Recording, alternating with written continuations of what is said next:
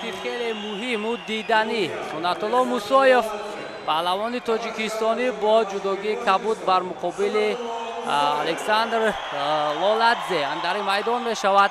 لولادزه یکی از پهلوانان خیلی خوب در این وزن به حساب می رود، اما هنرنمایی سنت‌الله موسویف را ما امروز مشاهده کردیم که چگونه با یک تاکتیکای بسیار هم خوب مقابل حریفانش پیروزی به دست آورد.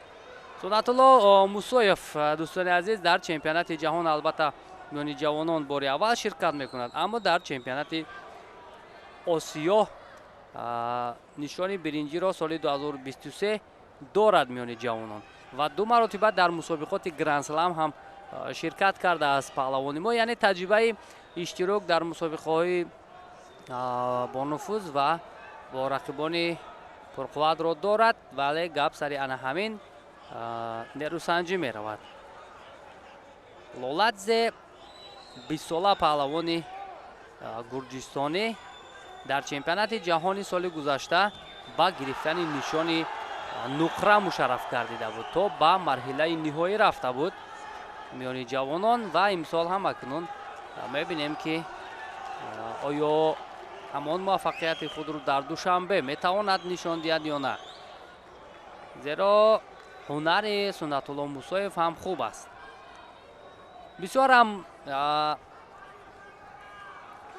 موافق میشود برای سنت‌الله موسویف که از این حریفش گذرد و امکانیت به دست آوردن مدال پیدا هم خواهد شد، چون به مرحله 4 یک نهایی می رود و فشاری پهلوانی ما. سنت‌الله موسویف دوستان عزیز در مرحله اول ماریوس کاپسوروس از یونان را شکست داد.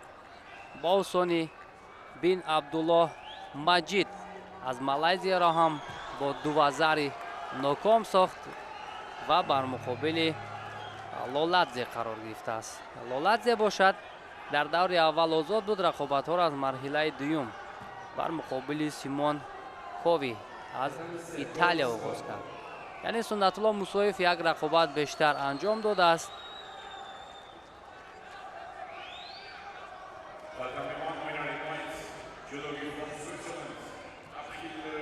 پهلوان کشور گرجستان در رده‌بندی جهانی مقام اول را اشغال میکند میان جوانان و معلوم است که برای سنت‌الله موسویف روبرو شدن با این پهلوان شاید دشوارتر باشد، ولی فشارهای پهلوان ما خوب است تا کنون.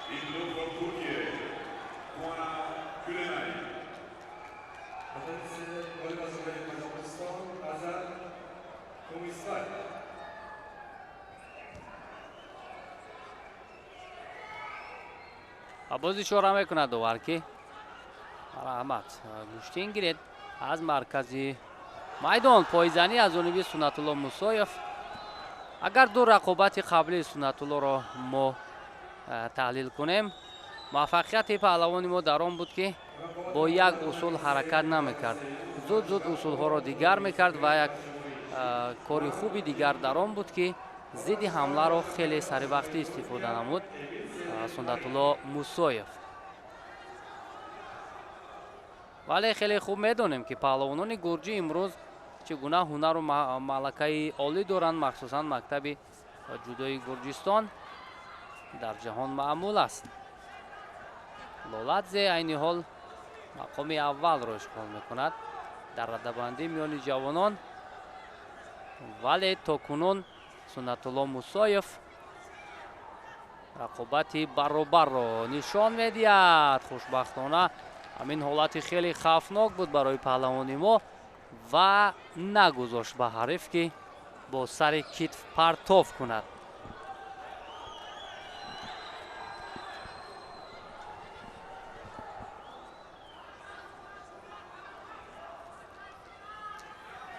از گریبان می‌دارد سنت‌الله موسویف و باز همان پایزنی در زانو نشست، ولی این نوبت موفق شدن نتوانست. ثانیه‌های با شمار موندن تا انجام وقتی اساسی تا کنون نتیجه رو ما نمی‌بینیم. هر دو هم қувваҳои баробар доранд.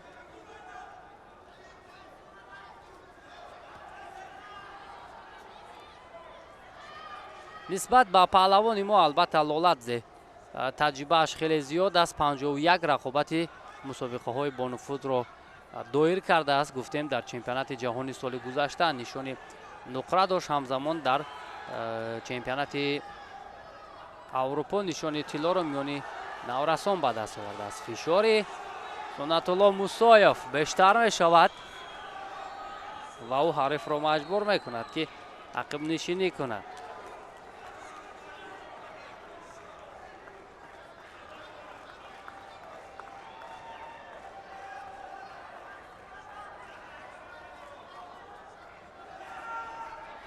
ҳамин тавр кор ба Голденско меравад. акнун аз дақиқаҳои асосӣ дида ин дақиқаҳо ҳасостар хоҳад буд, чаро ки нахустин партофти имтиёзовар инҷо тақдири рақобатро ҳал мекунад. акнун ҳама умеду боварӣ имрӯз ба Сунатулло Мусоев ва Муҳаммад Юсуфзода аст, чаро ки се паҳлавони дигари мо шикаст хӯрданд. ду нафар аз вазни 90 килограмм ва ҳаминҷон Абдуҷалилзода дар вазни 81 килограмм. Сунатулло Мусоев бошад. мебинем фишорро хубтару беҳтар идома медиҳад. инҷо каме аз дасташ лад мебардорад Лоладзе ҳам аз ҷоми Аврупо ва ҳам аз чемпионати Аврупо нишонҳои тилло дорад. бисёрам иштирокаш зиёд. хуб, маълум буд ки ин такя гузоштан бештар гурехтан аз ҳамлаи рақиб ба Лоладзе шидои аввалро медиҳад. довар бояд наздик аз ҳад зиёд наздик нашавад. Сунатулло Мусоев вале чӣ ишора мешавад инҷо? бахтона вазар ишора намекунад довар, аммо чун мо ишора кардем ки бояд аз ҳад зиёд паҳлавони мо наздик нашавад. хушбахтона инҷо имтиёз нест. ин шонси хубест боз барои Сунатулло Мусоев.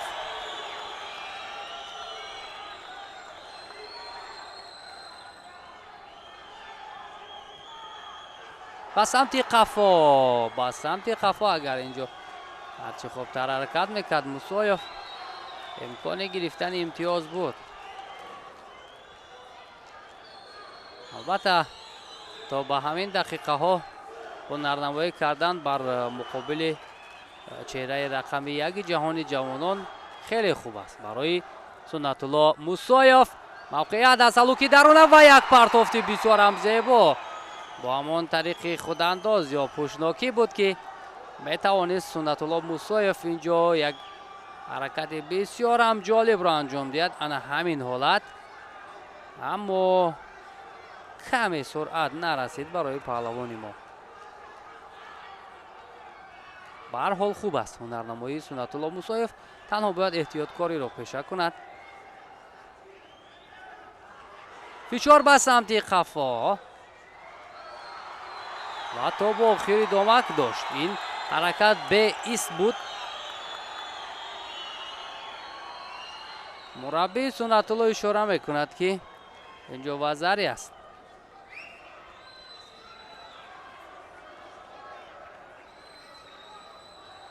ва инҷо аслан таваққуф набуд, вале доварон хубтар медонанд. чизе нест. ишора мекунад довари марказ ки гиред. рақобат бояд идома кунад ва фаъолии Сунатулло Мусоев дар Голденско хеле зиёд аст. инҷо бояд барои шидои дуюм қазоват кунад доварбону, чаро ки дар ду ҳамлаи охир паҳлавони мо муваффақ буд, фаъол буд. бале, ҳамин гуна ҳам ҳаст.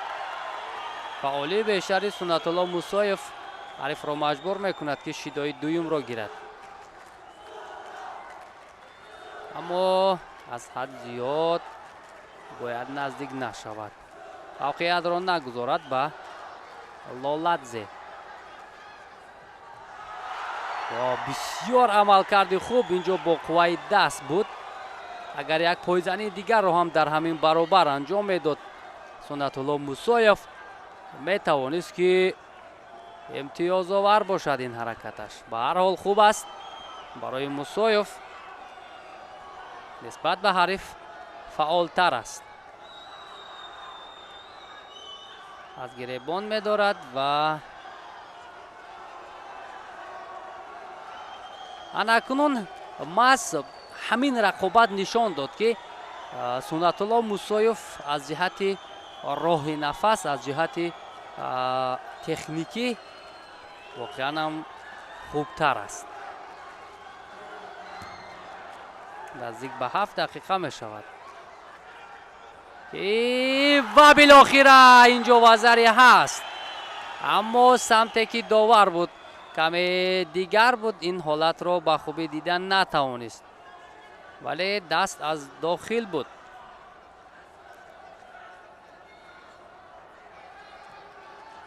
ҳамин гуна як фишори дигар агар аз ҷониби Сунатулло бошад, бале ҳамин ҳолат бояд тафтиш карда шавад, чаро ки фишоре ки Сунатулло Мусоев дошт, китфи ҳариф ба замин расид ва дасташ аз дохил буд.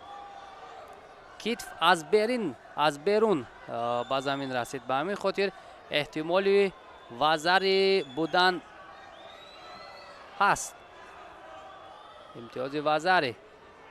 вале баъд аз дидани наворҳои такрорӣ ҳайати мушовара чӣ ишора мекунад ин ҳолатро?